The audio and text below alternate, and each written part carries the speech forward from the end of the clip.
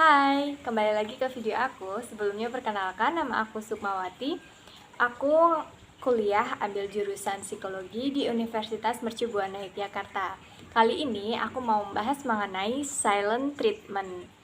Oke, orang awam biasanya menyatakan kalau silent treatment itu di mana mereka mendiamkan orang yang sedang berkonflik dengan mereka dan mengabaikan mereka. Tetapi beda lagi nih kalau perkataannya John Gottman, yaitu peneliti psikologis. Dia menyatakan kalau silent treatment merupakan suatu kondisi di mana sang pendengar mundur dari sebuah interaksi, menolak untuk berpartisipasi atau terlibat, dan pada dasarnya menjadi tidak responsif. Memutuskan untuk diam bisa digunakan untuk menghindari konflik, akan tetapi itu tidak akan bisa untuk menyelesaikan suatu permasalahan ya.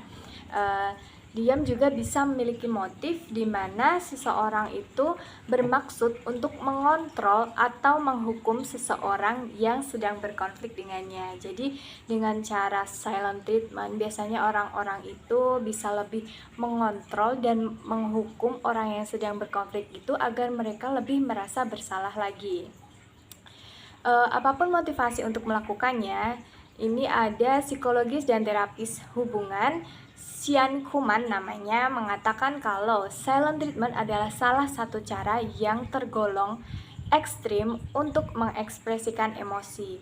Jadi mengapa ini tergolong ekstrim? Karena orang yang akan dikenai silent treatment ini juga akan mengalami gangguan secara psikisnya. Apapun motivasi untuk melakukannya sudah dikatakan sejak awal, kalau bisa jangan lakukan silent treatment karena itu tidak akan pernah bisa untuk menyelesaikan permasalahan kita dan malah akan justru menimbun permasalahan itu terus-menerus, dan yang nantinya akan menjadi bom waktu. Atau sewaktu-waktu itu permasalahan akan muncul kembali dalam kehidupan kita karena permasalahan yang sudah lalu yang dikenai silent treatment juga itu tidak akan pernah selesai. Orang yang menerima silent treatment akan merasa itu adalah suatu bentuk hukuman. Mereka kemungkinan akan merasakan luka emosional, harga diri yang rendah, harga diri mereka terluka, dan merasa tidak dibutuhkan serta merasa ditolak. Jadi karena orang yang melakukan silent treatment itu mereka otomatis akan diam dan mengabaikan. Jadi mereka merasa bahwa mereka ini ditolak oleh orang yang melakukan silent treatment. Lalu, selain silent treatment ini membuat kita memiliki perasaan dan permasalahan yang tidak akan selesai, lalu kita akan menimbunnya saja, ini juga akan memberikan dampak negatif kepada lawan kita atau orang yang sedang berkonflik dengan kita. Mereka menjadi lebih merasa bersalah dan bisa saja mereka frustasi dengan kita karena kita melakukan silent treatment, karena mereka merasa juga kita nih nggak mau menyelesaikan masalah sama mereka. Mereka menjadi bingung dan akhirnya mereka akan merasa stres sendiri begitu. Jadi dampaknya sangat buruk bagi siapapun yang dikenai dan siapapun yang melakukannya. Terkadang silent treatment juga bisa menjadi salah satu bentuk dari pelecehan emosional dan manipulasi, di mana pelakunya secara sengaja bersikap dingin dengan tujuan untuk menghukum dan berharap orang lain meminta maaf kepadanya terlebih dahulu. Jadi dengan dilakukannya silent treatment, seseorang itu biasanya mendiamkan orang lain dan membiarkan itu terjadi agar orang lain tersebut menyadari kesalahannya, merasa sangat bersalah, lalu meminta maaf terlebih dahulu. Padahal belum tentu orang yang dikenai silent treatment itu yang sepenuhnya salah, tetapi kita juga bisa yang melakukan silent treatment itu memiliki kesalahan. Jadi seharusnya kalau ada masalah, dua-duanya itu menyadari kesalahan dan saling meminta maaf, bukan malah menghukum salah satu dengan cara silent treatment ini. Silent treatment juga merupakan salah satu bentuk perilaku dari pasif agresif untuk mengontrol seseorang. Oke, karena banyaknya silent treatment ini dan aku yakin kalian semua pasti salah satunya ada yang pernah melakukan hal tersebut. Di sini aku mau berbagi sedikit tips atau cara untuk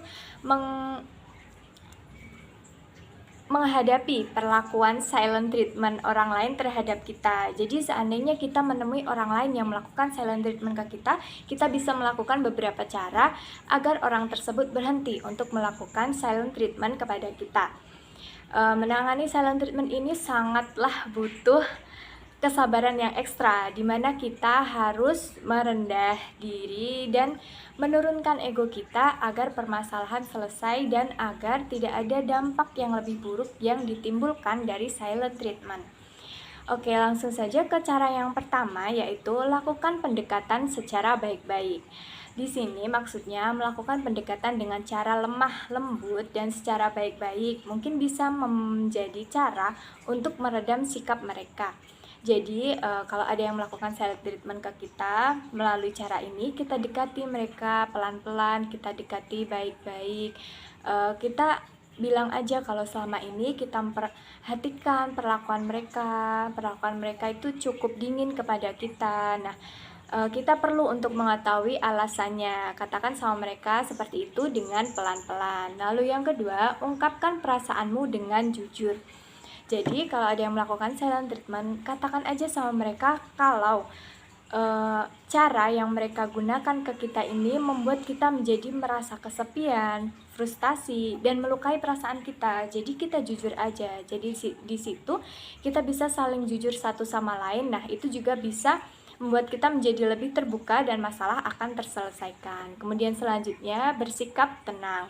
Silent treatment kadangkala itu memicu emosi kita. Jadi kalau kita ini enggak sama-sama tenang, kita akan terpancing emosinya begitu. Cobalah untuk lebih bersikap tenang agar tidak memperburuk situasi. Selain itu, meskipun masalah ini terjadi bukan sepenuhnya karena kita, tapi ada baiknya untuk kita menurunkan ego kita dan meminta maaf pada mereka dan meyakinkan kepada mereka yang melakukan silent treatment bahwa kita tidak akan mengulangi kesalahan yang sama lagi. Kemudian yang terakhir dari aku, ini ada fokus pada diri sendiri. Jadi setelah kita melakukan 3 tahapan yang sebelumnya aku katakan tadi, ada baiknya juga untuk kita memperhatikan diri kita sendiri. Jadi kadang karena kita lebih terfokus untuk menyelesaikan permasalahan sama mereka, merendah sama mereka, dan menurunkan ego kita, kita jadi kurang memperhatikan diri kita sendiri. Padahal kita juga butuh suatu ketenangan agar kita juga menjadi nyaman. Nah, di sini kita bisa melakukan hobi kita bisa berolahraga, atau melakukan hal positif lainnya yang sekiranya bisa membuat kita menjadi lebih tenang. Jadi balik lagi, kalau kita perlu memperhatikan orang lain, akan tetapi kita juga sangat perlu untuk memperhatikan diri kita terlebih dahulu. Oke, sampai sini dulu videoku kali ini. See you next time.